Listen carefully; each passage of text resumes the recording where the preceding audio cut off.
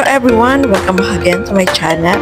So mga kalingap, ayan, papunta po kami sa bahay nila Beyonce. Siyempre, kasama kami nila Kuya Bal, Ate Edna, kami ni Teacher N. So may dinaanan kaming bigating bisita dito sa malapit lang dito din sa lugar nila Kuya Bal. So siyempre, andyan ako. Ang inyong lingkod, gandang M. Ayan si Pastor, Teacher N. Ayan po, mga kalingap. Dinaanan po namin sila. At syempre, ito yung daan palapit sa bahay nila Beyonce, mga kalingap. Sobrang nakaka-excite yung pakiramdam po dyan, mga kalingap. Syempre, ribbon cutting na yun ng bahay nila Baby Beyonce natin, mga kalingap. Kaya naman, lahat kami ay sobrang masaya na nakarating.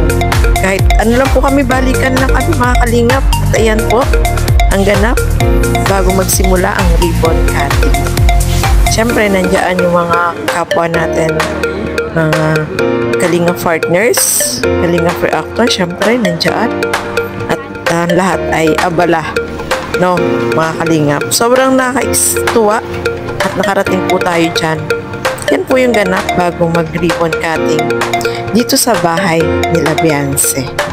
Ayan lang po muna, and thank you for watching, and God bless po sa atin lahat.